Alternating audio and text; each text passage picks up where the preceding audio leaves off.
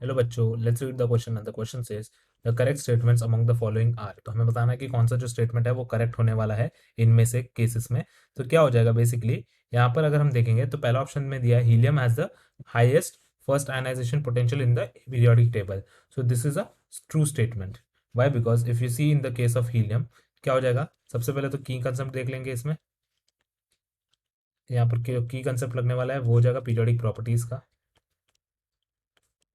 Periodic properties. तो हम जब पहले वाले केस की बात करेंगे जहाँ पे बोला है कि हीलियम का जो फर्स्ट आयनाइजेशन पोटेंशियल है सबसे ज़्यादा होता है, तो इसका जो वैल्यू होता है आयनाइजेशन पोटेंशियल फॉर हीलियम ये होता है 2372.1 किलो जूल पर मोल। ये है हमारा first ionization potential for helium का। और फिर इसमें क्या हो जाता है कि it is the smallest gas in size, so smallest inert gas, therefore atoms will be held more closely to the nucleus. And क्या करेंगे फिर, इसमें हमें ज़्यादा एनर्जी प्रोवाइड करना पड़ेगा कि इलेक्ट्रॉन निकालने के लिए। और इसका साइज भी छोटे होने के कारण जो होता है अट्रैक्शन फोर्सेस होता है न्यूक्लियस और इलेक्ट्रॉन के बीच में वो सबसे हाईएस्ट होगा। एंड देयरफॉर क्या हो जाएगा, सबसे ज़्यादा डिफिकल्टी हो जाएगा इसमें हीलियम में, क्योंकि हीलियम क्या है, नोबल गैस है।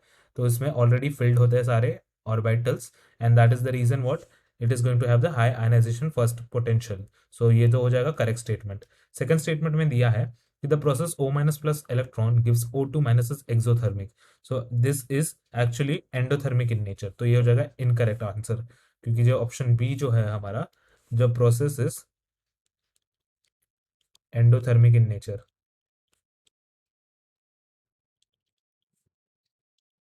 इन दिस व्हाट विल हैपन, हमें एनर्जी सप्लाई करना पड़ता है। Energy must be supplied in order to overcome inter electronic repulsion. So energy is to be provided,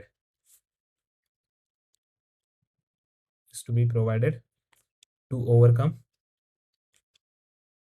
inter electronic repulsion. And this is the reason हम क्या बोलेंगे, ये जो है इनकरेक्ट हो जाएगा। थर्ड स्टेटमेंट में दिया है कि the electron affinities of sulphur and phosphorus are less than that of oxygen and nitrogen respectively. So this is true statement. The electron affinity of oxygen is lower than the electron affinity of sulphur as oxygen is small in size. तो इसका reason क्या हो जाएगा, oxygen size is small. Since the oxygen size is small, what will happen? Due to electron-electron repulsion, less energy is obtained in the formation of an anion. Therefore, less energy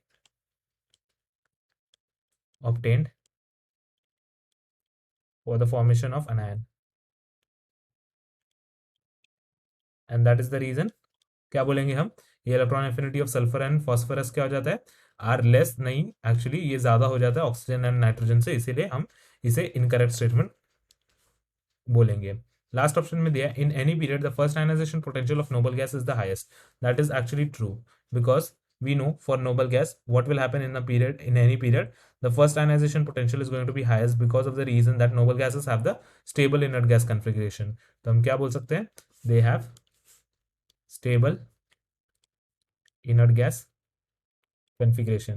So it will be very much difficult so as to remove one electron from the outermost shell, and that is the reason उसका first ionization potential जो होगा वो काफी ज्यादा high हो जाएगा। तो हमारा option number A and option number D will be the correct answer.